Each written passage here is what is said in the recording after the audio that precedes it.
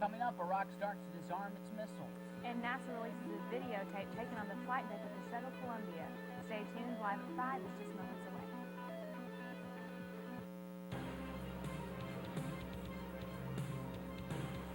From the Reynolds Center at Harding University, White County's only local television newscast, with Josh Davidson, Elisa Wright, Ann Roberts with weather, and Jamie Foz with sports. This is TV 16 News, live at 5. That's tonight on TV 16 News Live at 5. I'm Elisa Wright. And I'm Josh Davidson. Topping our news tonight, a videotape taken on the flight deck of the shuttle Columbia on the day it was disintegrated was released by NASA this afternoon. The tape is about 13 minutes long, and NASA says that it ends about 11 minutes before the signal was lost between mission control and the shuttle.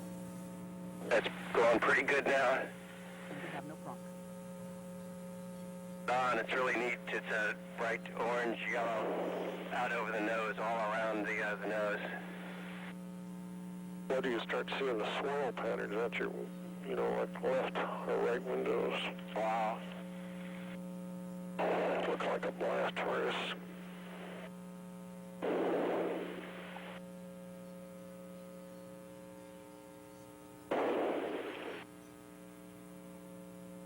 See here. Look at that.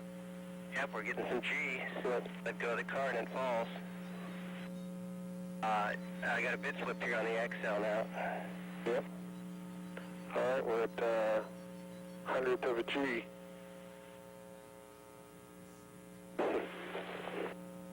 This is amazing. It's really getting really bright out there. Yep. Yeah, you definitely don't want to be outside now.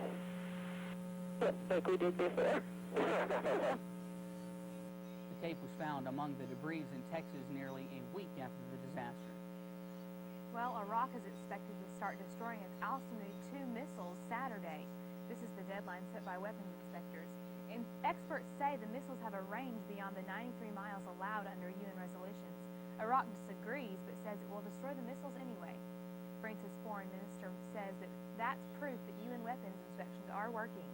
White House Press Secretary Ari Fleischer disagrees, saying the disarmament is a deception. He says President Bush and British Prime Minister Tony Blair made it clear they're convinced Saddam Hussein will not disarm without force. Fleischer also addressed the issue of replacing Saddam Hussein. Total disarmament is total disarmament is total disarmament. It's not a piece of disarmament. As I said the other day, that if somebody takes one bullet out of the chamber of a gun while they have 6 other bullets in the gun, they haven't disarmed. They've merely put one bullet aside while they still have 5 that can kill you. That's the analogy here that is at play. Has not made up his mind about war. A new era in Homeland Security begins tomorrow. 22 agencies made up of some 175,000 federal employees will be assimilated into the Department of Homeland Security. On the eve of the occasion, President Bush said the new cabinet department will provide a united defense for the United States. He also talked about a new program which would target bioterrorism. To Congress my proposal for Project BioShield, a major research and production effort to guard our people against bioterrorism. I've requested nearly $6 billion for this project to quickly make available effective vaccines and treatments against agents like anthrax, botulinum toxin, Ebola, and plague. We must assume that our enemies would use these diseases as weapons, and we must act before the dangers are upon us. The goal of Homeland Security Department will be to analyze areas where the U.S. may be vulnerable to terrorists. Is the Pledge of Allegiance unconstitutional? That question may be making its way to the Supreme Court of the United States. A federal appeals court rejected the Bush administration's request on Friday to reconsider its decision that the Pledge of Allegiance is unconstitutional because of the phrase, "under God." The 9th U.S. Circuit Court of Appeals decision in June of last year said the Constitution forbids public schools or other government entities from endorsing religion. President Bush and Congress immediately condemned the decision since it prevents public school children from reciting the pledge in the states that fall within the court's jurisdiction. A Justice Department spokesman says a decision to bring the case to the Supreme Court has not been made at this time. A committee within the Arkansas House of Representatives is fighting to get some historical words back in the classroom. The bill would allow teachers in public schools to read or display historical writings that include phrases referring to God. The bill does not require the teachers to display the works, however. It merely gives them the freedom to read or post certain historical documents. Some representatives are opposing the bill, argue that schools are places of secular learning, not places of religious belief. Well, it is a sad day in the neighborhood. Television icon Fred Rogers died at the age of 74 early Thursday morning following a bout with stomach cancer. For over 3 decades, he was the host of Mr. Rogers' Neighborhood that aired nationwide on PBS. He composed the show's many songs and did much of the puppet work. The final episode was taped in December 2000,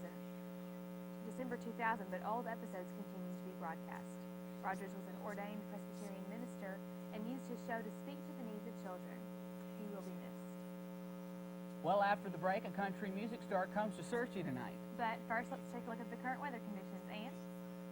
Well, warmer temperatures moved into the state today as a high-pressure system moved in control. With this warmer temperatures, it helped melt off the remaining snow and ice across the state. Also, warmer conditions usually bring sunshine. Will we be seeing some in your forecast? I'll have the answer to that question when we return after this.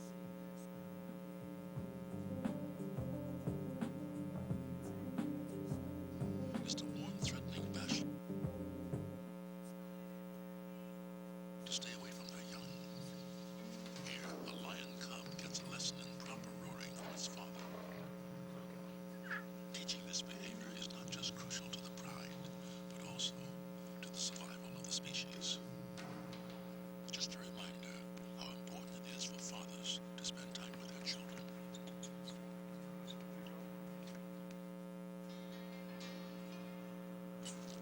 20 kids.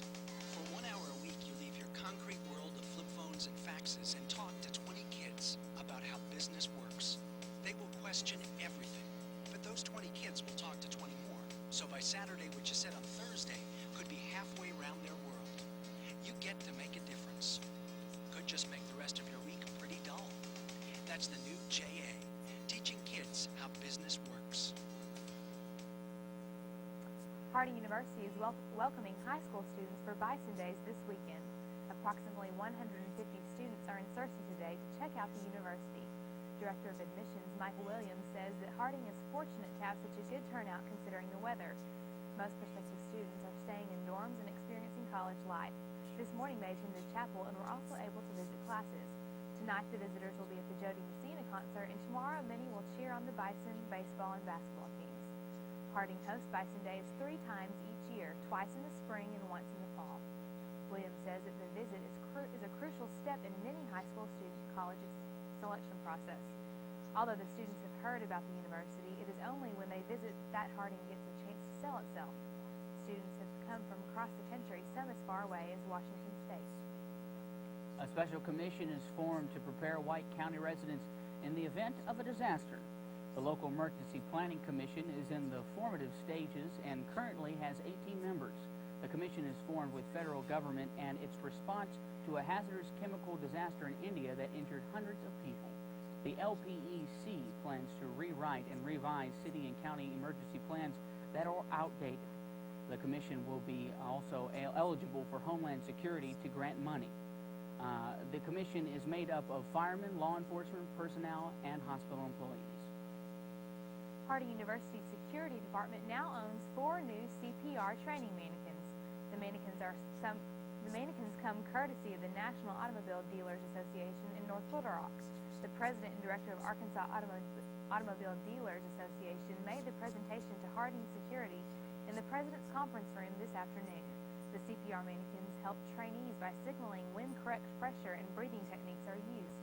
Assistant Director of Security Kevin Davis says the mannequins will be used to train the campus and the community in CPR procedures. With the new equipment, the Harding Security Department also plans to educate teachers at Harding Academy and Searcy Public Schools. The The department's goal is to train 200 people this year. Well, despite the bad weather, hit country melodies will still be heard in Searcy tonight. Double platinum country music star Jody Messina will perform tonight at 8 in the Benson Auditorium. Harding University and many others have been long awaiting Messina's visit to Searcy. Messina is known to captivate her audience with her energy and upbeat songs. If you haven't gotten tickets yet, they are still available in the balcony section of the auditorium.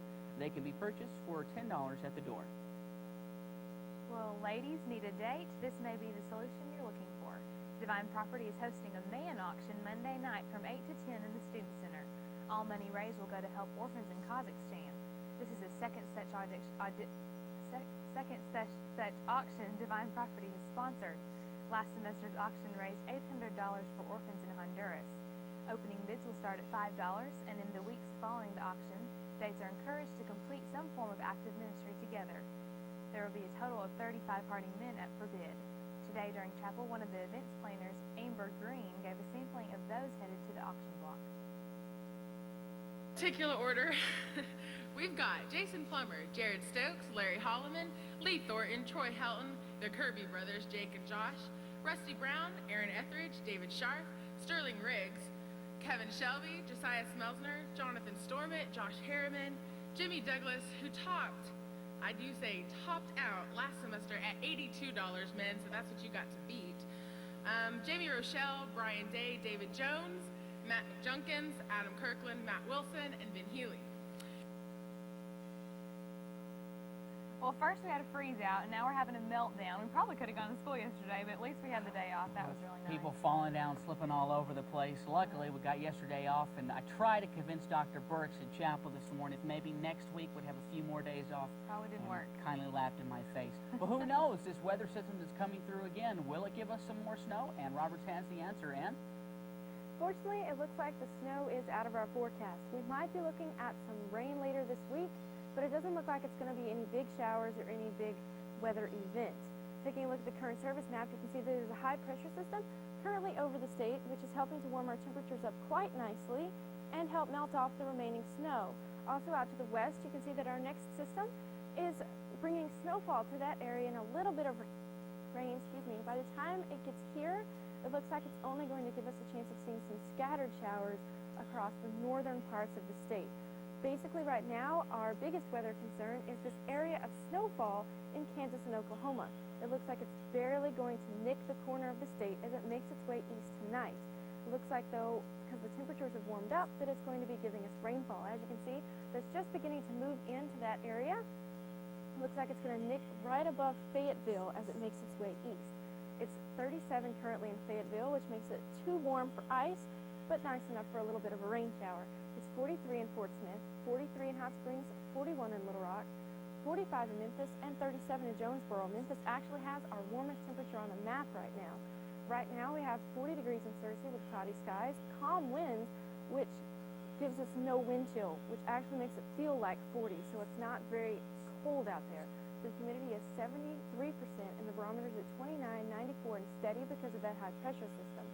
Tonight we'll be seeing a low of 33 and cloudy skies, so it's not going to get overly cold, but do make sure that you wear a coat if you're out tonight. Tomorrow we'll see a high of 52 and a low of 38 with a west wind at 5 miles per hour. It's going to be much warmer over the next few days. As you can see in the extended forecast, it's going to be 52 on Saturday, 49 on Sunday, 45 on Monday, and pretty dry across the state. On Tuesday, that next system rolls in and gives us a high of 58 degrees, but only a 30% chance of scattered showers across the state. It's also going to be 49 degrees on Wednesday with also a 30% chance of rain. Today, the sunrise is at 6:37. The sunset will be at 6 o'clock. Tomorrow, the sunrise is at 6:35, and the sunset will be at 6:01. The record high for today was 85 degrees in 1962, and the record low was -10 in 1951. Thankfully, we didn't get that cold. The normal February precipitation is at 3.85, and for this month we got 6.89, which is about 3 inches over the norm. Because of Wednesday's weather, I wasn't able to give you your trivia question, so I moved it to today. Your trivia question is, why did Arkansas receive so much snowfall this year? The answer to that is, it was caused by 3 conditions that helped bring it: the subtropical jet stream, cold air from the north, and moisture from the Gulf. A subtropical jet stream is a narrow band of wind in the upper atmosphere that flows normally west to east. Sometimes these winds become stalled around a high or a low, which causes the winds to switch directions to a northerly and southerly pattern, which causes cold weather to stick around. When this cold weather sticks around, it brings in the moisture from the Gulf and causes snowfall.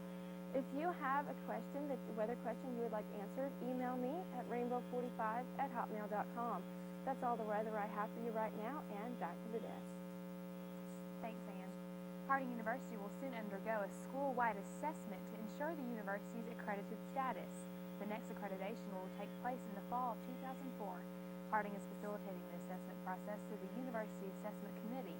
The committee consists of 10 professors and 2 student representatives, senior Aaron Henderson and sophomore Kristen Barnes. Harding's liaison with the Higher Learning Commission was on campus this week to help the committee and the administration with the assessment process. An explosion is heading straight for Harding University's campus tomorrow. A gospel explosion, that is. Harding's Multicultural Student Action Committee is hosting Gospel Explosion 2003.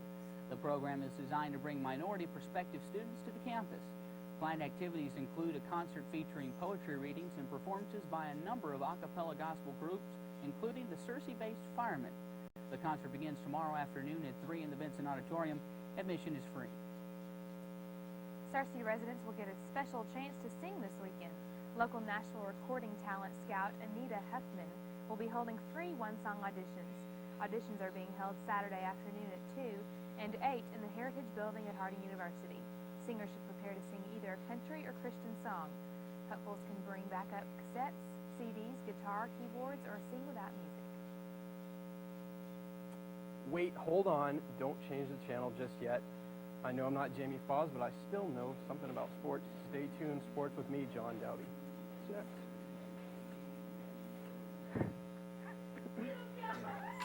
Well, I thought you'd be home a couple hours ago, and I put everything away, so What I is didn't... this? Pizza? What, pizza? If you had just called me, I would have known what... Dinner ready is pizza. I didn't know you'd be so late. Let me ask you something. Is it too much to have dinner ready when I go home? Please don't be so loud. Don't tell me what to do. You shut up. I thought you'd be home I can get earlier. pizza at work. I'm sorry. I'll do something better. I'll do something better. Let go of me. Get in the kitchen. No. Well, it hurts. Do you want to see what hurts? That's what hurts. That's what hurts. Now get up. Clean up this mess. Shut up. I'll be quiet.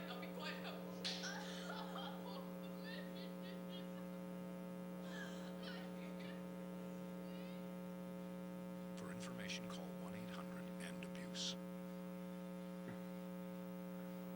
You couldn't have asked for a better year in Bison sports. Harding University has proven to be a powerhouse in all but a few sporting categories. Basketball, men's anyway, has been no exception to this rule.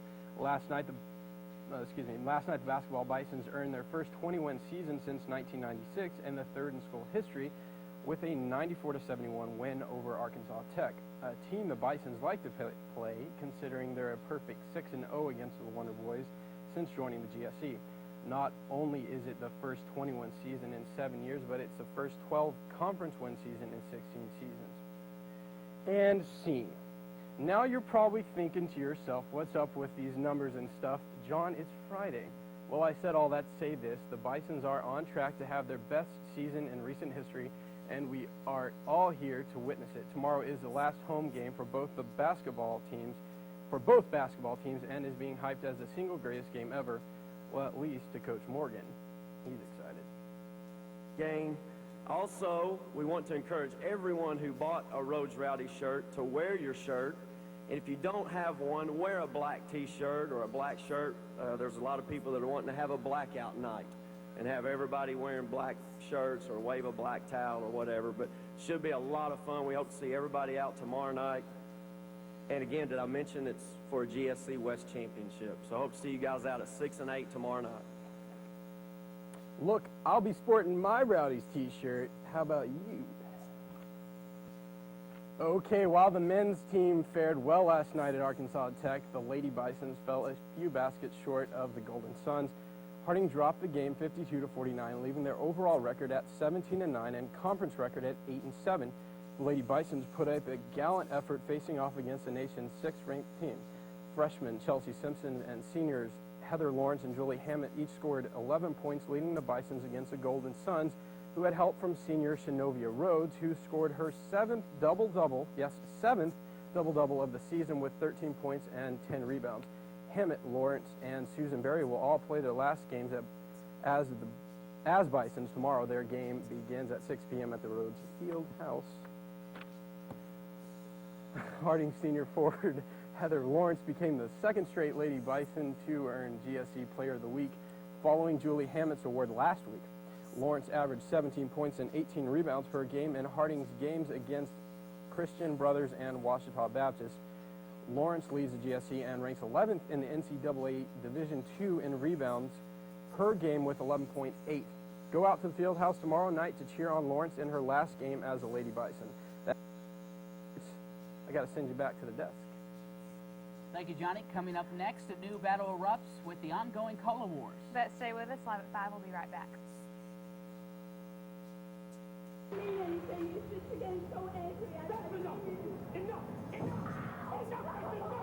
I'm gonna give you something to scream about. Get over here. Get up. I get it. I'm talking to you. Get up. I get it. Stop crying. You're asking for it again.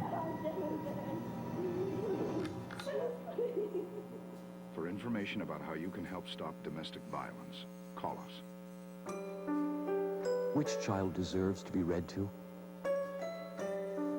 This one? Or is it this one? Which child will learn to use a toothbrush? Who will have a chance to sing? The choice is yours. Volunteer for Head Start. With your help, more low-income preschool children can get what other children already have. Change the world of a child, and you change the world. Well, the beverage battle for soda supremacy is making news again. The fierce rivalry between Coca-Cola and Pepsi heated up this week, both companies announcing plans for new soft drinks. The Coca-Cola company's Sprite brand announced that it will be launching Sprite Remix, a new line extension of America's #1 lemon lime soft drink. Sprite Remix will feature a tropical remix of the taste of Sprite and will be launched with a new graphic treatment of the signature Sprite logo. Rollout of the remix is scheduled for late spring of this year, and initially will be available in a 20-ounce bottles, and will be available in additional package sizes later in the spring and summer. Coca-Cola also announced that the company increases its market share in the U.S. for the first time in 4 years. The introduction of Diet Vanilla Coke is being credited with the increase. Pepsi is now planning a new extension of its Mountain Dew line. Well, Don, it's good to have you here at the desk with us. I've Looking always good in your wanted to Rose Rowdy be here. shirt. This place So is awesome. glad to have you you like here. this shirt? Yeah. Now, isn't You Team got- 16 covering the game tomorrow? We are. We're covering both the men's and the women's games, and we'll probably show the men's game at 11 o'clock. Josh Davidson will be calling along with our producer, Lisa Lauterbach. What I was going to say is you should wear this tomorrow, because even Dr. Burks is going to be wearing his. He's going to be right in the middle of everybody. So if you don't have one, wear at least a black shirt. That sounds good. Glad to meet you. Thanks for joining us tonight on Live at 5. From all of us here at TV 16, have a good weekend.